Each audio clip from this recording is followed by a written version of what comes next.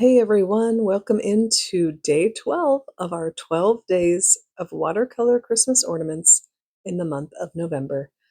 We have reached our final painting and you all gave me such great ideas a couple videos ago. I thank you for those. And I did do one of them for my last video and then I went rogue on this one, but things just weren't working out. So I am going to be doing a folk art inspired painting today. I'm going to draw in a couple of the elements just to be a guide for me. So I just drew in a little hill and a rectangular shape. I'm just going to draw a little house, triangle for the roof, and then just finishing it off as you'll see me doing here. Well, another horizontal line. You can see what I'm doing here. But yeah, folk art inspired painting because I'm just drawn to it. I love that style. I've been looking at some artists lately, Maud Lewis, Maddie Lou O'Kelly, Grandma Moses, and just love their work. All right, I just did a rectangular shape for the door. I did draw a circle up above the door just to remind myself I'm going to be painting a wreath there. If you have a better memory than I do, you don't have to do that. Sometimes I get to painting and kind of forget what my original plan was, but drew in a couple squares for windows on the side, put a little cross in each window for the window panes. And now I'm going to paint in the sky. So this first step, I'm just taking clean water on my brush and filling in the sky alone so that my paint will stay pretty much in that area, except for when I mess it up and it doesn't stay in that area. But anyway, I am using a watered down black so I can have a gray sky. And listen, if gray skies make you sad, don't use gray. I am probably one of those weird people who loves gray days. They're very peaceful to me. You can see I'm just going along the hillside and around the house to just try to keep it in the sky. Now, I did add some blue because I thought, okay, that's a little bit too gray. And then I put my brush right in the hill and I didn't have a paper towel, so I just smudged it out with my hand. That's just what you got to do sometimes. Okay, I am just moving that color all around the sky until I get the coverage that I want. And then we will give this a nice thorough drying so that we can move on to the next step.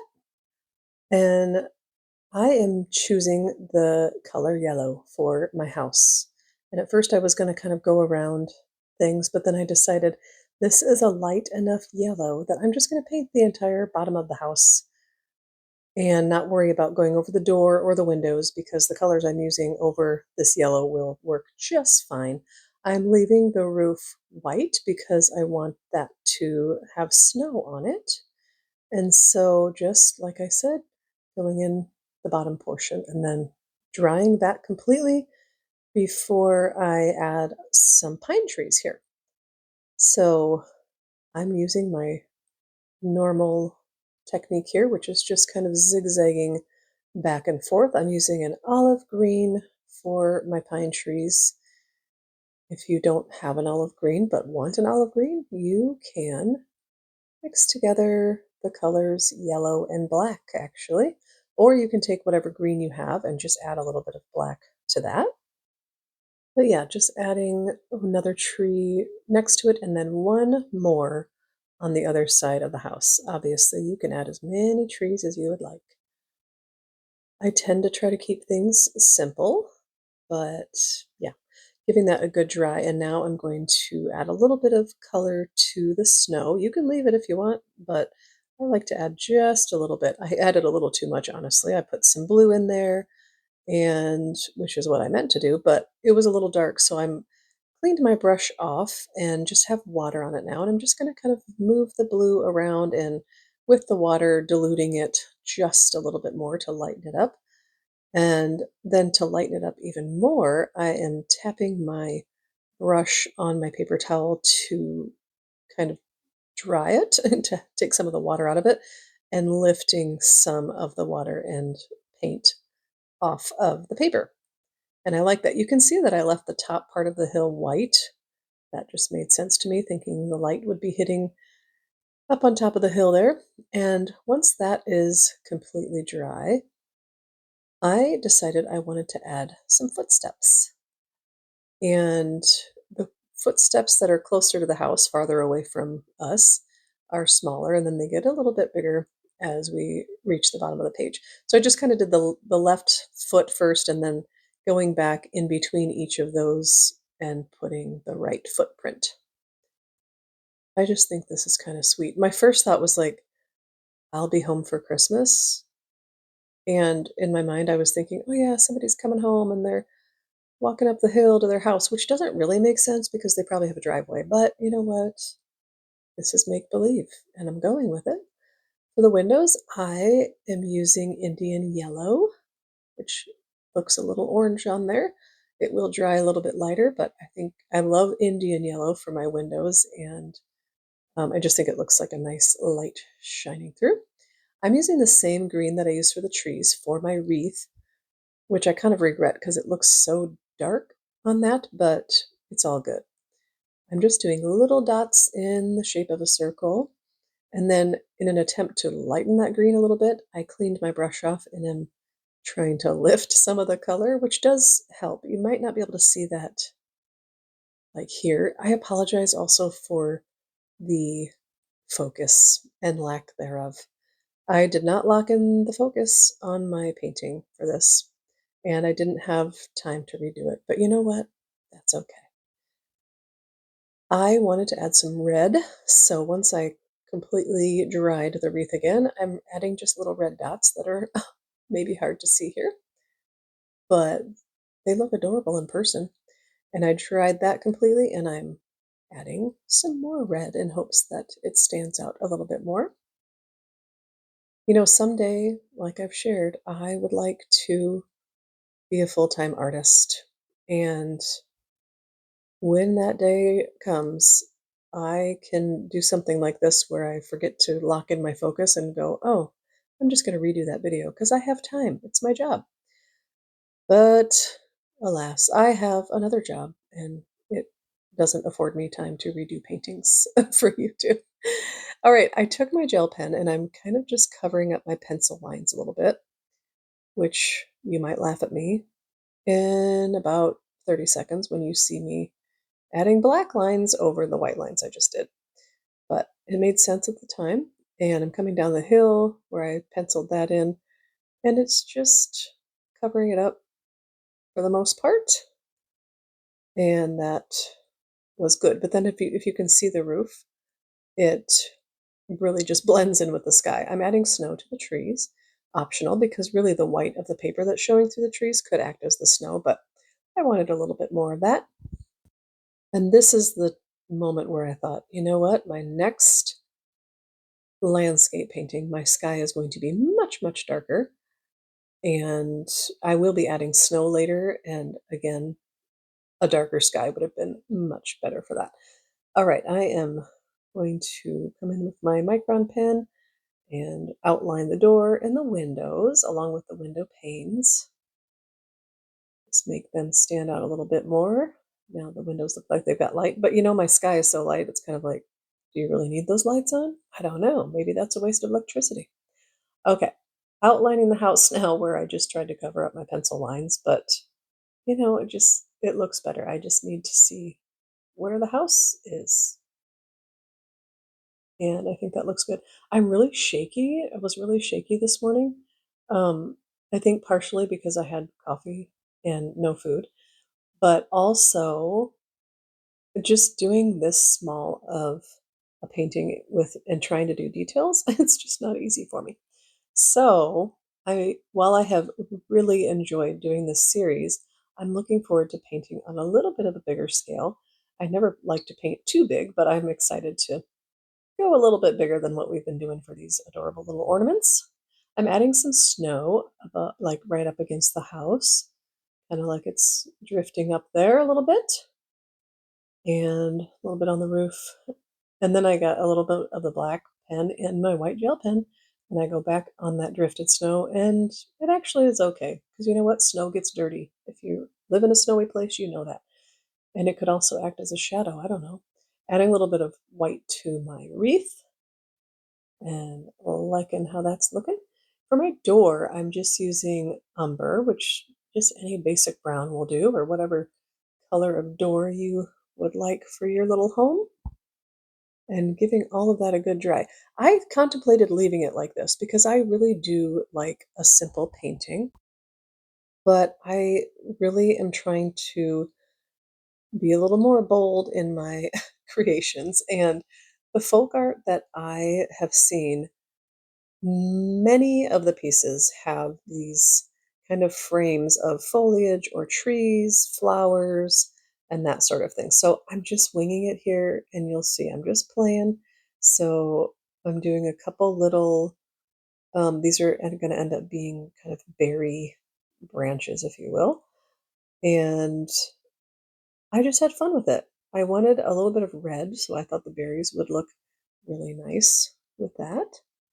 And I have practiced two other kind of folk art inspired landscapes, and before this one, on I think a 4x6 sheet of paper for each of those.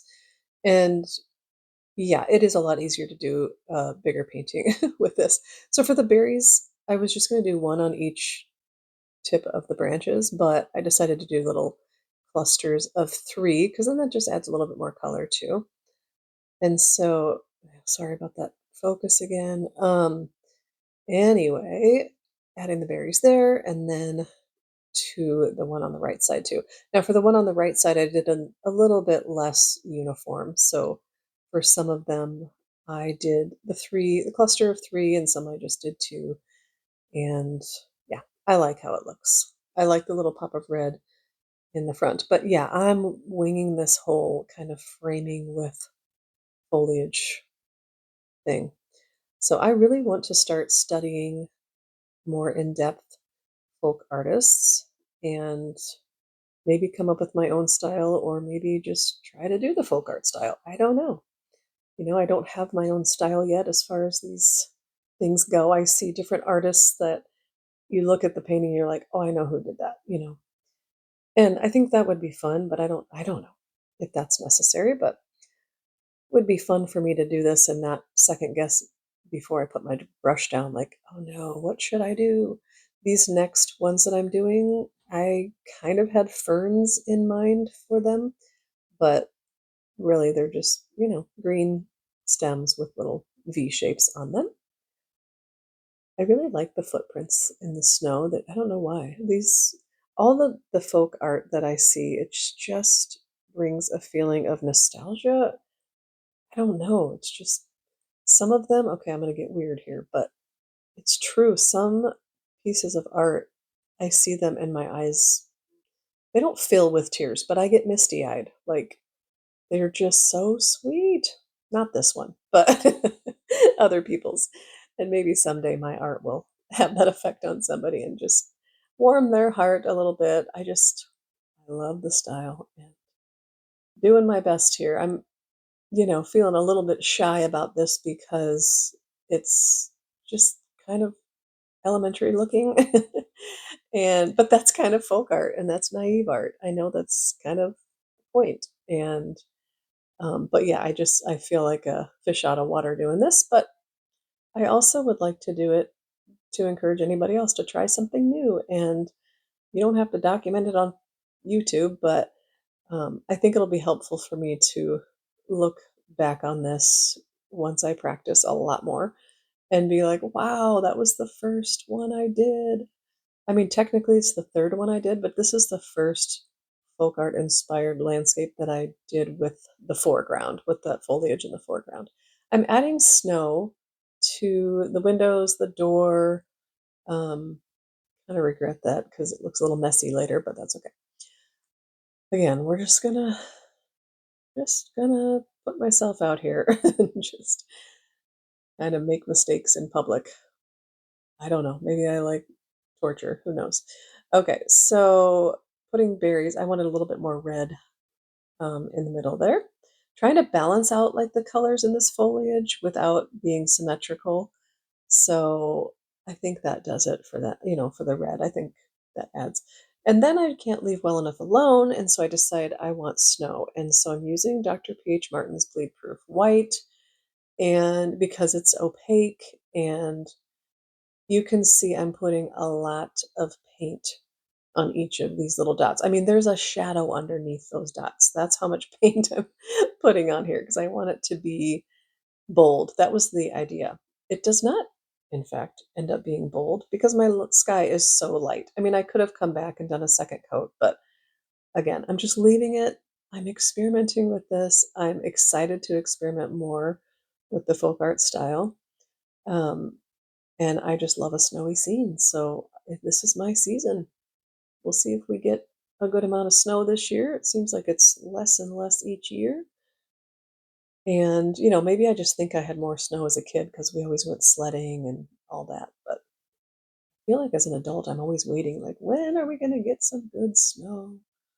Anyway, I kind of wish I would have stopped right here, but I kept going. Or at least I wish I would have stopped in the sky and not put it in front of the trees and in front of the house. Um, this is where it gets messy. Yeah, like right over the windows. I shouldn't have done that. You know what? Learn from my mistakes. I am. And then I put it, falling everywhere, which made sense to me. And it still does make sense in my brain. But then after I did this, I went and looked at some more folk art just online. And most, or I would say many, of the folk artists only put the snow in the sky. So, like, if there's a bunch of buildings or houses or people, they're not, they don't have snow in front of them, which I thought was interesting.